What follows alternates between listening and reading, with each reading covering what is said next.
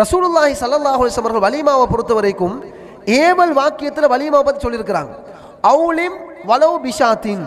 அப்துல் ரஹ்மான் இப்னு Auf ரலியல்லாஹு அன்ஹு திருமணம் முடிச்சிட்டு வராங்க.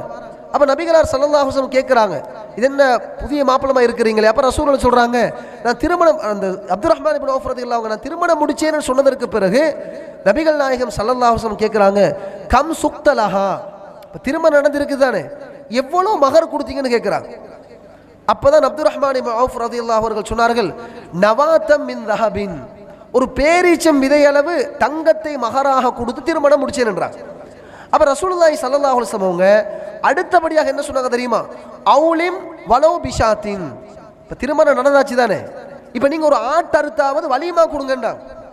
அப்போ ரசூலுல்லாஹ் இந்த வார்த்தையை பாருங்க, அரபு மொழி தெரிந்தவர்களுக்கு தெரியும், அந்த லவ் என்ற வார்த்தையை வச்சு ரசூலுல்லாஹ் யூஸ் பண்ணியிருக்கிறாங்க. அவுலிம் வலோ பிஷாத்தின், அட்லீஸ்ட் ஒரு ஆட்டை அறுத்தாவது நீங்கள் வலிமாவை கொடுத்துருங்கன்றாங்க. அப்போ திருமணத்துக்கு பிறகு வலிமா என்பது வலியுறுத்தப்பட்ட மிக முக்கியமான சுன்னா என்பதை நாங்கள் புரிந்து கொள்ள வேண்டும். இந்த ஹதீஸ் புகாரி முஸ்லிமில் பதிவு செய்யப்பட்டிருக்கிறது. அடுத்ததாக நபிகள் நாயகம் ஸல்லல்லாஹு அலைஹி வஸல்லம் சொல்றாங்க, இதா துஇய அஹதுக்கும் இலல் வலீமா ஃபல்யஅதிஹா, உங்களில் யாராவது ஒருத்தர் வலீமா விருந்துக்கு அழைக்கப்பட்டால் நீங்க அதற்கு பதில் கொடுங்க என்றாங்க.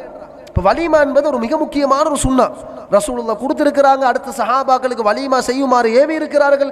எனவே எங்களை யாராவது வலீமாவுக்கு அழைப்பு தந்தால் நாங்கள் அந்த வலீமாவுக்கு அழைப்பு கொடுப்பது மிக முக்கியமான ஒரு இபாதத் என்பதை நாங்கள் புரிந்து கொள்ள வேண்டும். ஏன்னா நபித்தோழர்களோட வரலாறு பார்க்குற இடத்துல அப்துல்லா இப்னு உமர் ரலியல்லாஹு அவங்களுடைய ஒரு வரலாறு வருகிறது. அவர் சில நேரம் நஃபிலான நோன்பு பிடிச்சிருந்தார். வலீமாவுக்கு அழைக்கப்பட்டால் அவர் அந்த இடத்துக்கு போவார். வலீமாவுக்கு அழைக்கப்பட்டால் அவர் வலீமாவுக்கு போயிருக்கிறார். எனவே அந்த வலீமாவுக்கு அழைப்புக்கு விடை கொடுப்பது என்பது மிக முக்கியமான ஒரு கடமை, ஒரு சுன்னா என்பதை நாங்கள் புரிந்து கொள்ள வேண்டும். அடுத்ததாக சகோதரர்களே, வலீமா என்று வர்ற நேரத்தில் நபிகள் நாயகம் ஸல்லல்லாஹு அலைஹி வஸல்லம் அவர்களுடைய அந்த மனைவிமார்கள் தெரியும், 11 மனைவிமார்கள் திருமணம் முடிச்சாங்க. ஒரே நேரத்தில் 9 மனைவிமார்களோடு வாழ்ந்திருக்கிறார்கள். நபிகளாருடைய திருமண வாழ்க்கையில் கொடுத்த ஆக பெரிய வலீமா யாருடைய கல்யாணத்துக்கு கொடுத்தது தெரியுமா? ஸைனப் பின்த் ஜஹஷ் ரலியல்லாஹு அவங்களுடைய அந்த வலீமா தான் பெருசாக கொடுத்தாங்க. கிட்டத்தட்ட 300 லட்சம் பேர் அதில் கலந்து கொண்டாங்க. அது நீண்ட வரலாறு, புகாரில் ஹதீஸ் வருது. அந்த வலீமாவுடைய அந்த ஃபங்க்ஷனில் வச்சு ஒரு குர்ஆன் வசனம் கூட இறங்குது. அப்போ அனஸ் இப்னு மாலிக் ரலியல்லாஹு அன்ஹு சொல்கிறாங்க, ذُكِرَ تزويج زينب بنت جحش இந்த அனஸின், ஒரு முறை ஸைனப் பின்த் ஜஹஷ் ரலியல்லாஹு அவங்களோட அந்த வலீமாவை பற்றி, அவங்களோட கல்யாணத்தை பற்றி அனஸ் ரலியல்லாஹு அவங்களோட முன்னாடி பேசப்படுது. அப்போ திருமணம் எல்லாம் முடிஞ்சு ஒரு கட்டத்தில் சஹாபாக்களோட மஜ்லிஸில் வந்து என்ன நடக்குது? அனஸ் ரலியல்லாஹு அவங்களுக்கு முன்னாடி ரசூலுல்லாஹுடைய ஸைனப் பின்த் ஜஹஷ் ரலியல்லாஹு அவங்களோட வலீமாவை பற்றி பேசப்படுது. அப்பொழுது அனஸ் ரலியல்லாஹு அவங்க என்ன சொன்னாங்க தெரியுமா? ஃபகால மா ரஅய்து நபிய ஸல்லல்லாஹு அலைஹி வஸல்லம் அவுலம அலா அஹதின் மின் நிசாஇஹி மா அவுலம அலைஹா. ஸைனப் பின்த் ஜஹஷ் ரலியல்லாஹு அவங்களுடைய அந்த கல்யாணத்துக்கு போட்ட வலீமா, இதுக்கு போட்ட வலீமா மாதிரி எந்த பெண்ணுக்கும் ரசூலுல்லாஹ் இப்படி வலீமா போடலன்றாங்க. அவுலம பிஷாத்தின், அவர் சொல்றார், ஒரு ஆடு மறுக்கப்படுது. அதே நேரத்தில் இந்த ஹதீஸ் புகாரியில் 5171 ஹதீஸாக பதிவு செய்யப்படுது. அதே நேரத்தில் இதே ஸைனப் பின்த் ஜஹஷ் ரலியல்லாஹு அவங்களோட வலீமா நேரத்தில் தான் உம்மு சுலைம் ரலியல்லாஹு அவங்க என்ன செய்கிறாங்க? உம்மு சுலைம் ரலியல்லாஹு வந்து பேரிச்சம்பழம், நெய், பாலாடையெல்லாம் போட்டு மிக்ஸ் பண்ணி செஞ்ச ஒரு உணவு, இதை தயார்படுத்தி ஹைஸ் என்று சொல்லப்படுது. ஹைஸ் என்ற அந்த உணவை ரசூலுல்லாஹ் வீட்டுக்கு அனுப்பி வைக்கிறாங்க. அது எந்த டேட்டுக்கு அனுப்புகிறாங்க? ஸைனப் பின்த் ஜஹஷ் ரலியல்லாஹு வலீமாவுக்கு ஒரு பார்ட்டிசிபேஷன் பண்ணுறதுக்கு அவங்க கொடுக்குறாங்க, கிஃப்டாக கொடுக்குறாங்க. அதையும் சஹாபாக்கள் அழைச்சி ரசூலுல்லாஹ் சொல்கிறாங்க, இப்போ சஹாபாக்களை கூட்டுவாங்கன்றாங்க. 10 பேராக உட்காந்து சாப்பிடுங்கன்றாங்க, உங்களுக்கு முன்னாடி இருப்பதை சாப்பிடுங்கன்றாங்க. அப்போ நிறைய பேர் ஒரு சஃப்பு முடியுது, திரும்பி போகிறாங்க, மருங்க வராங்க, சாப்பிட்றாங்க, போகிறாங்க, அடுத்தவங்க வராங்க, சாப்பிட்றாங்க, போகிறாங்க. இப்படி 300க்கும் மேற்பட்ட சஹாபாக்கள் அந்த ஸைனப் பின்த் ஜஹஷ் ரலியல்லாஹு அவங்களை ரசூலுல்லாஹ் திருமணம் முடிச்ச நேரத்தில் கொடுத்த வலீமாவில் கலந்து கொண்டார்கள் என்ற செய்தி புகாரியில் பதிவு செய்யப்பட்டிருக்கிறது. அதே மாதிரி சகோதரர்களே, இன்னும் சில ரிவாயத்துக்கள் புகாரியில் பதிவு செய்யப்பட்டிருக்கு. இன்னொரு ரிவாயத்தில் பார்த்தா அவுலமன் நபியு ஸல்லல்லாஹு அலைஹி வஸல்லம் அலா பஅதி நிசாஇஹி, இன்னும் சில பெண்களை ரசூலுல்லாஹ் திருமணம் முடிச்ச நேரத்தில் வலீமா கொடுத்தாங்க. எப்படி தெரியுமா? பிமுத்தைனி மின் ஷஈரின், பிமுத்தைனி மின் ஷஈரின், கிட்டத்தட்ட 2 முத்துகள் கொடுத்தாங்க. அப்போ எங்கட கிலோகிராம் கணக்கு பார்க்குறோன்னா 1 கிலோ 200 கிராம் அல்லது 1.5 கிலோ அளவில் என்ன கொடுத்தாங்க? அந்த பார்லி ஷஈர் அதை கொடுத்தாங்க.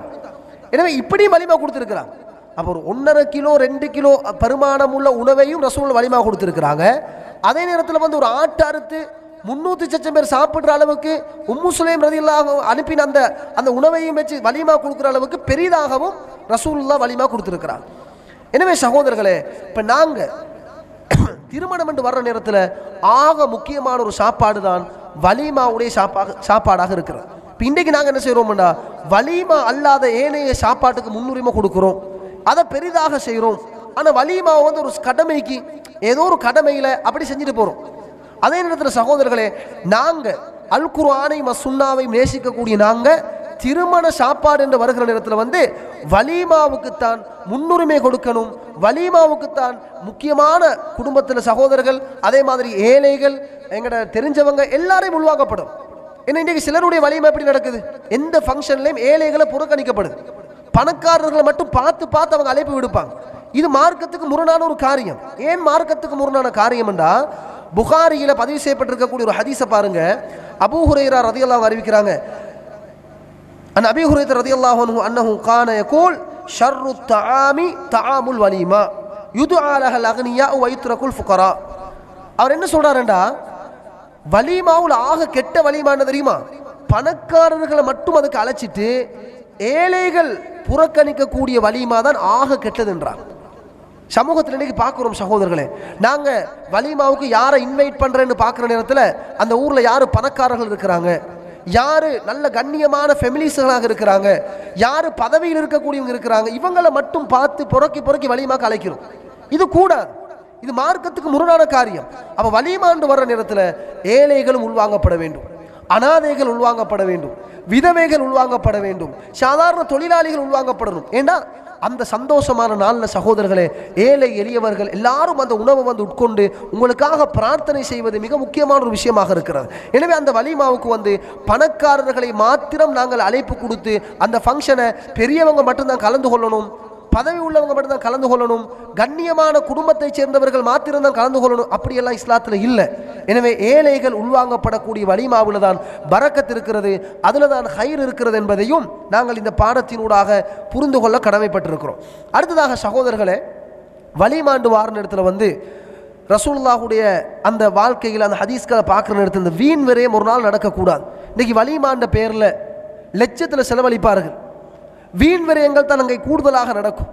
இங்கே எத்தனையோ முக்கியமான வேலைகள் இருக்க வீண் விரயத்துக்காக செலவழிப்புகள் நடந்து கொண்டிருக்குமாக இருந்தால் அதுவும் மார்க்கத்துக்கு முரணாக இருக்கிறது. அடுத்தது சகோதரர்களே, இப்போ இஸ்ராஃப் நடக்கக்கூடாது, வீண் விரயம் நடக்கக்கூடாதுன்னா அதை எப்படி தீர்மானிக்கிறது?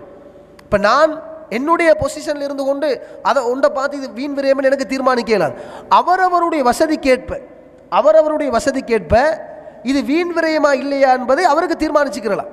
ஏன்னா ஏண்ட வசதி ஒரு 10 சவன் தான் வலிமா கொடுக்கறதுக்கு, இன்னொருத்தர் 50 சவன் கொடுக்க போகிறாரு, இன்னொருத்தர் 100 சவன் கொடுக்க போகிறாரு. கொடுக்கிறதுல வீண் விரயம் இருக்கக்கூடாது, கொடுக்கிறதுல அநியாயம் இருக்கக்கூடாது. அது நீதமாக அல்லாவுக்கு பொருத்தமான முறையில் வீண் விரயம் இல்லாமல், ஆடம்பரம் இல்லாமல், பெருமைக்காக அவர் 50 சவன் கொடுத்துருக்கிறாரு, 100 சவனுக்கு சாப்பாடு போடும். அப்போ இன்னமல் அமாலு பின்னியாத், நீங்கள் எதுக்கு கொடுக்குறீங்க, இந்த இபாதத்தை நீங்கள் எப்படி செய்ய போறீங்க, யாருக்காக இதை செய்கிறீங்க என்பதை உள்ளத்தை அல்லாஹ் அறிஞ்சு வச்சிருக்கிறார்.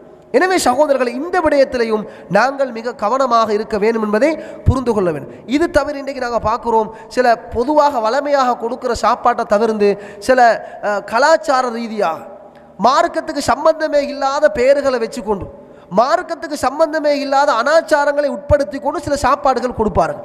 இவைகளை இஸ்லாத்தினுடைய பார்வையில் மார்க்கத்துக்கு முரணான சில கல்ச்சர்களை வச்சு செய்கிற அந்த சாப்பாடுகளையும் எங்களால் கலந்து கொள்ள முடியாது.